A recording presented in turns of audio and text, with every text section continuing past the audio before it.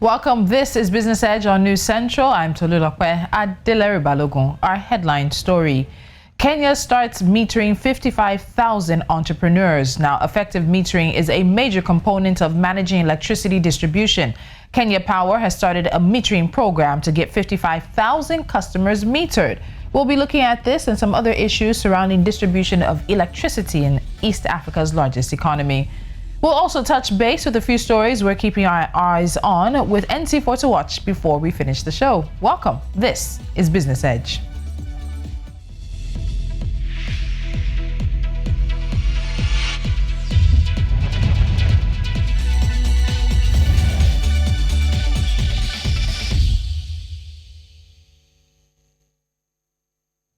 Now, Kenya Power has started a smart metering project that will benefit 55,000 customers in the small and medium enterprise sector across the country.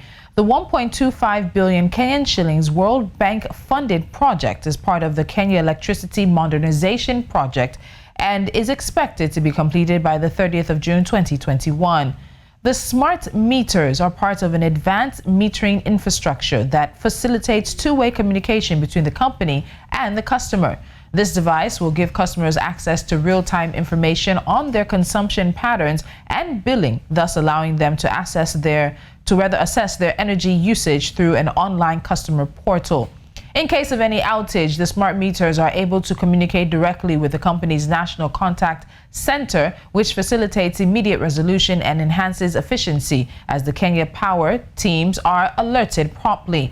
Additionally, the smart meter also sends a notification to the customer via SMS.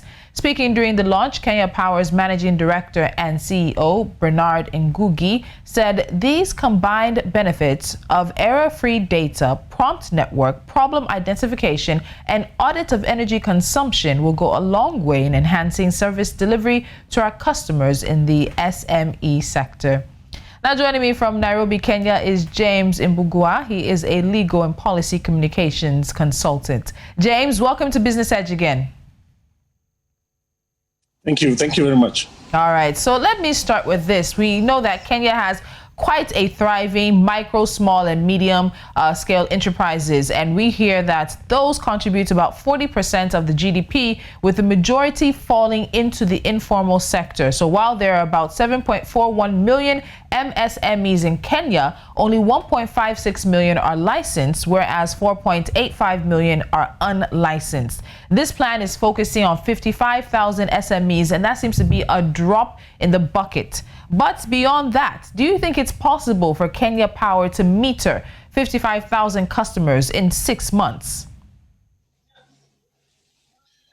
Thank you. I think it's likely possible if they have the equipment in place, because quite a number of these businesses will be looking to actually take up these meters, because there's a lot of complaints about people thinking that they are overbilled or overcharged for the power that they have used, and therefore they're very eager to have these smart meters so that they can actually monitor how much they're using and have that information. So I do see uptake being very positive on the business side. So it will depend on Kenya Power having the equipment to roll out.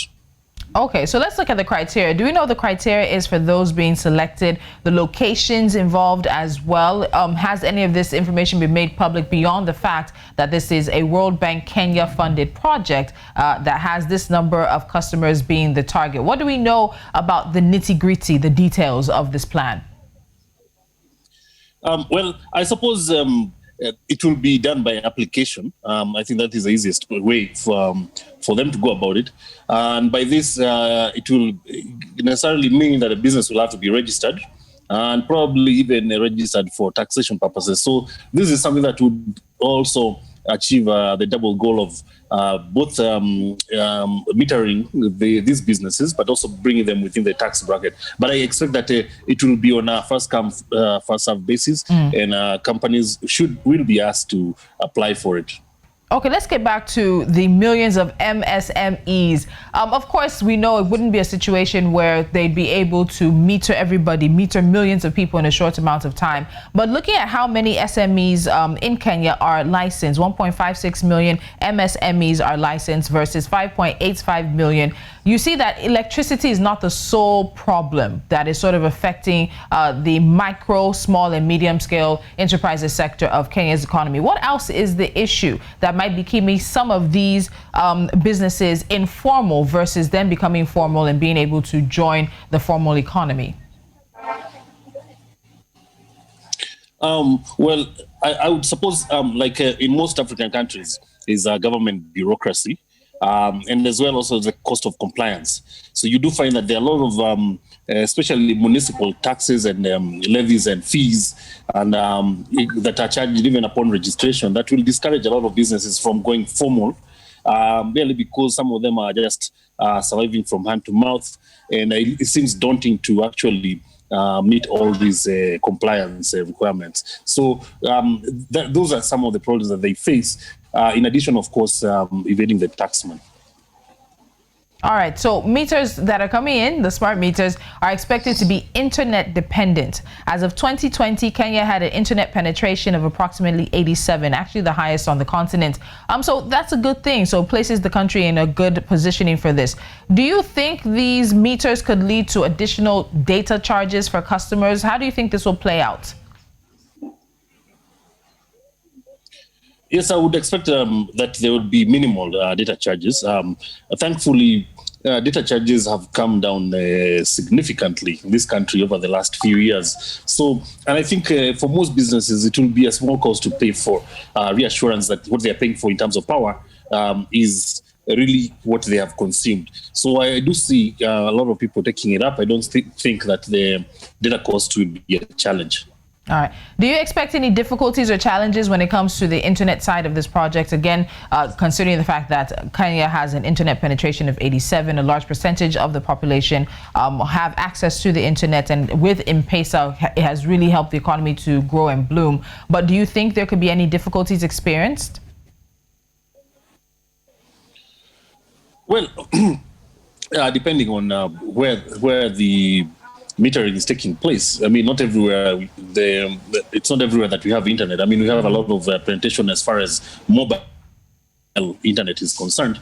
But when you talk about like physical location, fixed internet, we don't have. I believe we are looking at probably 500,000, less than a million subscribers. So the challenges might be, for example, now the internet infrastructure that is able to support the sort of data transmission that is supposed to take go back and forth between the customer and the supplier, Kenya Power and Lighting Company.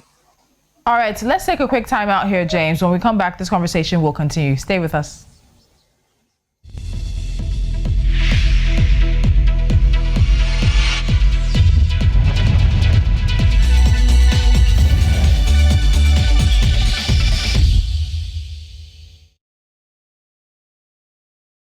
This is Business Edge on News Central. My guest is policy and communication consultant James Mbugua, who's joining us from Nairobi, Kenya, as we take a look at Kenya Power's plans to meter 55,000 small and medium entrepreneurs in the next few months. Now, James, Kenya Power owns and operates most of the electricity transmission and distribution systems in Kenya, and their customer base is just around 7.9 million at the end of 2020. The company projected that the metering will continue for SMEs till 2023-2024 financial year. This metering exercise, what do you think is expected on the part of Kenya Power? Kenya Power has decided that it will be its policy going forward to get into smart metering for both households and businesses. So it is not something that it is just doing on a pilot basis. It is going to continue doing this. So far, they say on the pilot, they have done 7,000 smart meters. So we do expect that this is something that they will continue, and most likely will now then finance it from their own budget or from the national exchequer. Okay, what's the attraction with the smart meters? I know it's the move that many power companies across the continent are making, but for Kenya Power particularly, what do you think the attraction is in getting more of their customer base metered the smart way? Yes, like I've mentioned, on the pilot, they have already done 7,000 connections. They are targeting to be doing at least 10,000 meters per month. and they'll be doing this on a turnkey basis. So, and I think they feel that they have the capacity and the funding from the World Bank to be able to do this consistently over the coming year. So the traction is likely to be there if at all their numbers are accurate. Okay, so the smart meters automatically detect and notify Kenya Power of faults and outages. They also do this for the customers as well. And when it comes to conversations about bringing in technology to certain situations, you know that technology coming in means bodies going out. So with the introduction of the smart meters, do you think there's going to have to be a change in manpower, in how much or how many rather Kenya Power has in terms of the workforce? There will be no further need for physical inspection of meters now. How do you think this will play out? Because we know unions, particularly electricity unions, tend to be quite powerful. So what's going to be the gameplay here? Well, the company itself says that they do not see themselves laying off or shedding off staff in the near to medium term, because they expect that there will be a lot of data alerts from the smart meters, which will require prompt responses from the field staff. And Kenya Power says it shall retain the current workforce and align their skills and train them to be more effective in the smart metering environment. So they do see themselves retaining the current workforce. But it's also important to remember that they also work with a lot of independent contractors or subcontractors who basically are retained on a need basis. All right. So what do we say about the idea that this could lead to cheaper costs of electricity? Do you see that happening? Will this somehow maybe lead to Kenyans who are involved in this particular phase of the smart metering paying less somewhere down the line? Well, it's very likely, because initially when they introduced the prepaid meters, that is where you actually preload the tokens that you buy the vouchers. The Kenya Power noticed that there was a drop-off in terms of the household bills, because people are a lot more careful about, turning off lights in rooms that were not being used. So I suppose with smart metering, once people realize that they're spending a lot of power on certain unnecessary things, they'll probably cut down on them and become wiser as to how they consume power. So I expect to see a drop-off in terms of the bills that people will be paying. So will this involve any of Kenya Power's customers who are outside of Kenya? Do you know anything about that? No. As of now, we do not. I do not suppose that it will involve the ones outside Kenya. The only plans that they have had as far as outside Kenya customers is a link being built towards Tanzania and Rwanda, and supposed to go all the way to Zambia. So, I suppose at that time, then you will probably have what might be called a smart grid, and I'm sure even other countries buying power from Kenya will probably want to meter their own power and ensure that they're paying for what they actually uptake. All right, James Mbugua, thank you so much. Joining us from Nairobi, Kenya. We'll be in touch. Do have a good one. All right, cheers. All right, let's move things right along. And that means it's time for NC4 to watch, and we get straight to it. The about 1.5 trillion naira intervention of the Nigerian government in the power sector is not reflecting in the current performance of the industry. This, according to the Transmission Company of Nigeria. According to TCN, the intervention was done to boost the performance of operators in the power value chain, but had yet to improve the output of players in this space. Namibia's hotel occupancy rates fell to an average 16.08% in 2020, down from 53% a year earlier due to a ban on international travel to contain the COVID-19 pandemic.